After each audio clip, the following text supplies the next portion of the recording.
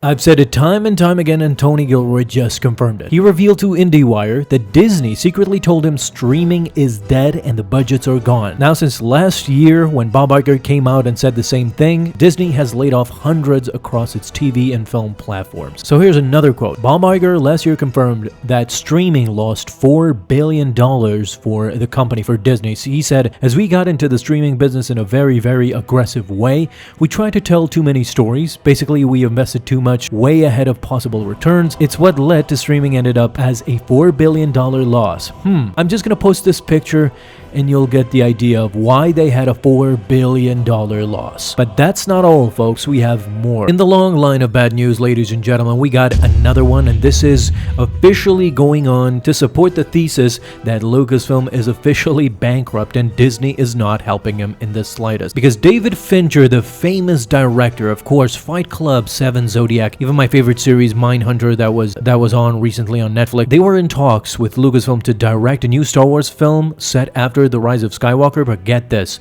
the reports are in, the movie would have followed a character from the sequel trilogy. It's unclear who, and I think I got a suspicion because this is why John Boyega ultimately fell off with Lucasfilm. I think it's because it would have had something to do with John Boyega, but Lucasfilm completely scrapped the idea because, get this, they had concerns over budget and final cut. This is what halted the development. Are you serious, Lucasfilm? Are you serious, Disney? Like, what are you doing over there? What is the main point of the studio? So let me get this straight, Disney and Lucasfilm, for God's sake. You didn't have a budget for a fantastic movie that David Fincher would be involved in that would surely be a hit, but you had a budget like this for the failure that was The Rise of Skywalker? It was $593.7 million.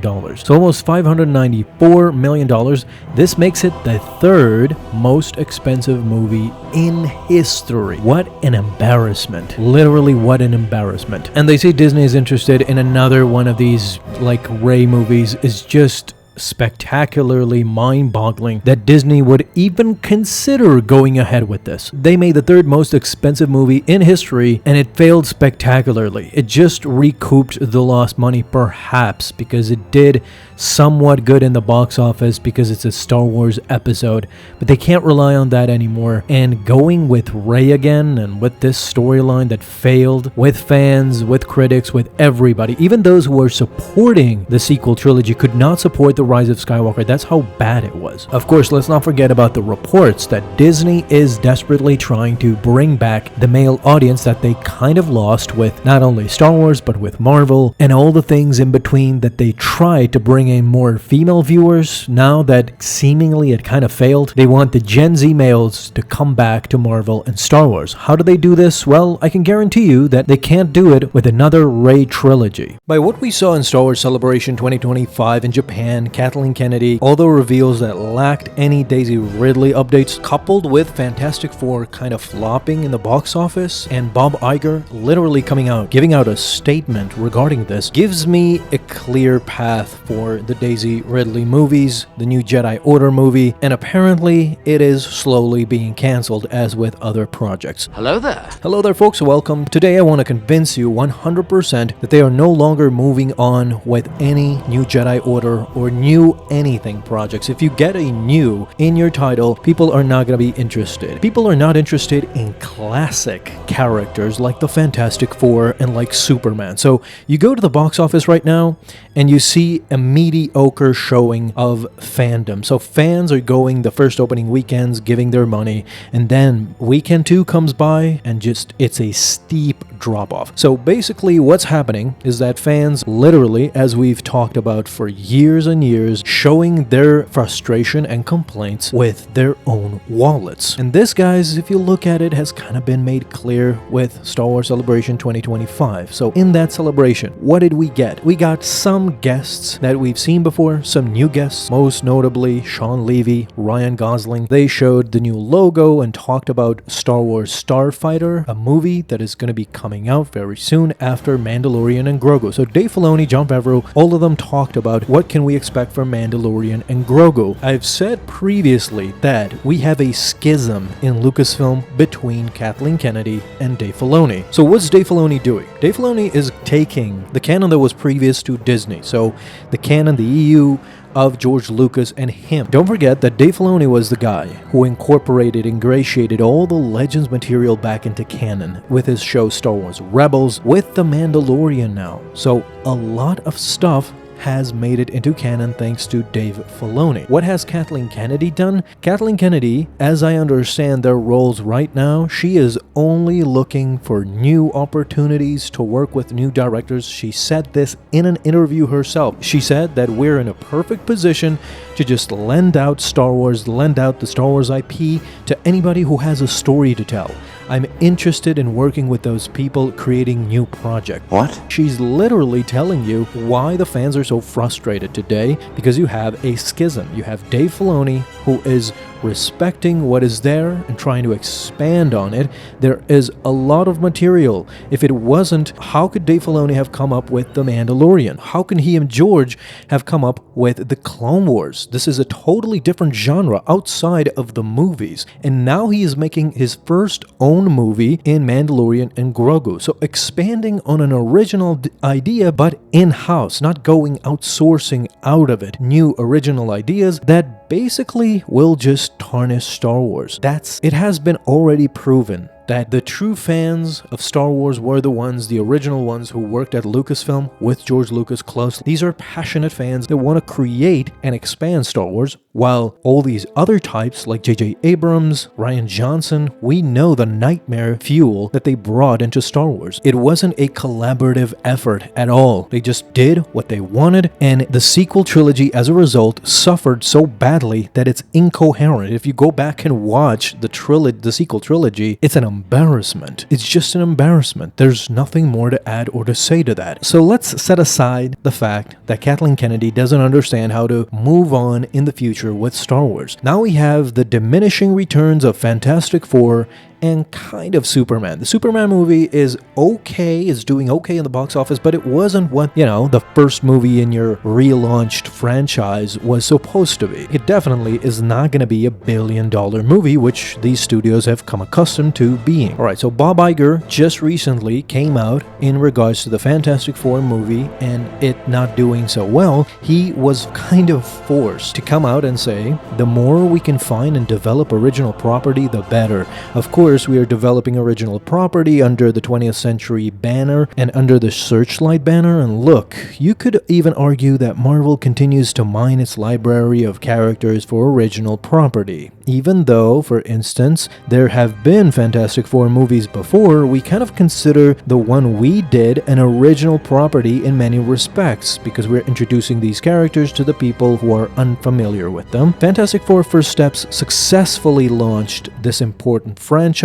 into the Marvel Cinematic Universe. Classic Bob Iger, baby. A nothing burger. He didn't really say a lot, but if you read between the lines, this is what he is saying. So the Fantastic Four First Steps he is right, it did successfully launch. As I said in the beginning of the video, this is an illusion. What is happening now is that these are no longer pop culture movies, and we're getting to the basics of the problem. I don't think they can ever go back to that, because the leadership lacks in imagination and they can't understand what the problem is. Why aren't people flocking to it? Marvel movies and Star Wars movies especially have completely lost their mojo. It's gonna be really interesting to see what Dave Filoni does with the Mandalorian and Grogu movie, because let's not forget, in 2026, when Mandalorian and Grogu comes out, it's gonna be, since 2019, it's gonna be 7 years since a Star Wars movie was released. If we compare Revenge of the Sith, for example, with The Force Awakens, that's 10 years, from 2005 to 2015. It's kind of there, it's kind of in that area. Not 10 years, but 7 years is a good enough gap with no movies in the theater. So let's see what The Mandalorian and Grogu does before we judge what Star Wars come back. The problem is that even if The Mandalorian and Grogu comes out, Kathleen Kennedy being still there, she is planning to do all sorts of non sequitur movies. Movies that go back 25,000 years at the beginning of the Jedi Order, while Dave Filoni is making movies after Return of the Jedi. It's completely completely baffling to me how there's no connectivity. It's just a mishmash of movies. Whoever wants to come in, do whatever they like, and this is my frustration right now. But I think this idea might have finally been scrapped thanks to Bob Iger coming out and literally acknowledging a kind of a stumbling. He is trying to save face, saying that there have been Fantastic Four movies in the past. Maybe that's why this was a successful launch, but it's not going to be the biggest Marvel movie in the franchise. The problem is he knows, he sees the writing on the wall. First weekend, everybody's going to go and see it. The fandom, the real fans. And then nobody's going to go watch because you need the regular dude, the regular people, the people who are not crazy fans, but will just go watch a movie because it's funny. It's interesting. This is why Deadpool and Wolverine worked. It's because Deadpool is a hilarious character to the normies. You have fans and you have normies flocking together. Wolverine, a classic character. Since decades and decades, people know about it. Hugh Jackman coming back to play Wolverine again. So, two classic characters coming back in a hilarious kind of action comedy, and it just serves the normies more so than the fans. You have something for the fans and something for the normies. This is how you get the big bucks. And by what I've read, what Dave Filoni has said about The Mandalorian and Grogu, I think he is going back to that. He is going back to the classics, where it isn't just about lore and just ultimate fans coming to watch the movie, knowing everything, how it connects to the universe, but it's just going to be also about regular folk that come into the cinema, enjoy the movie, go out and say, okay, that was fun, that was a good movie. Word of mouth will spread, more people will flock to it, come watch it, and that's how it goes. If you watch the Fantastic Four, it's a good movie, but most of these movies now have become bland. The problem with it is, first of all, the retro look has become boring. So in the Fantastic Four, for me, the retro look was good and thought of, but it is already played out to such a humongous level that it's become boring. Then you have Galactus, then you have the Silver Surfer, then you have Franklin Richards, Sue's kid. So there's so much, they're throwing so much at you, and the post-credit scene is literally Doctor Doom getting his face healed by Franklin Richards. So there's so much into it that normies are just gonna go, huh? What? So they're not gonna get it. This is, I feel, how they lost their track and lost their path. I had the same problem with Superman. Superman is a classic tale. It's a great movie. You should go watch it. It's a refreshing restart. James Gunn did a good job. My problem with it, of course, there's a myriad of characters. Good guys, anti-heroes, bad guys. There's so much to keep track of. I feel the frustration. I literally do. Luke Skywalker perhaps returning to the silver screen again. Imagine how exciting that would be, and why Kathleen Kennedy hasn't done it in freaking 15 years. I just don't get it. I don't understand it. Luke Skywalker, I'm talking about a prime Luke Skywalker, mind you, not a decrepit sequel trilogy Luke Skywalker, but what do I know? I've been a Star Wars fan since I was a kid, and Kathleen Kennedy is a billionaire CEO, so good thinking. Thank you guys so much for watching this video. I'm gonna see you soon, but until then, may the Force be with you.